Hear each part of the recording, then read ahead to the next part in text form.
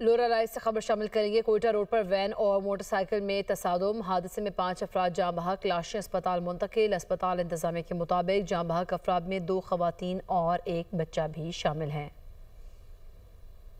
लोरा live से खबर है, कोयटा रोड पर वैन और मोटरसाइकिल में तसादुम हुआ है। हादसे में 5 अफराद जाँ बहक हो गए, लाशें अस्पताल मुंतकिल कर दी गई हैं। अस्पताल इंतजामिया के मुताबिक जाँ बहक अफराद में 2 खवातीन और 1 बच्चा भी शामिल है। आपको बता रहे हैं कि हादसे में 5 अफराद जाँ बहक हो गए हैं।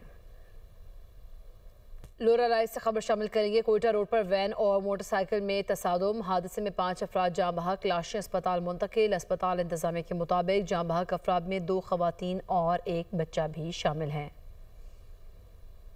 लोरा लाइव से खबर है, कोयटा रोड पर वैन और मोटरसाइकिल में तसादुम हुआ है। हादसे में 5 अफराद जाँ बहक हो गए, लाशें अस्पताल मुंतकिल कर दी गई हैं। अस्पताल इंतजामिया के मुताबिक जाँ बहक अफराद में 2 खवातीन और 1 बच्चा भी शामिल है।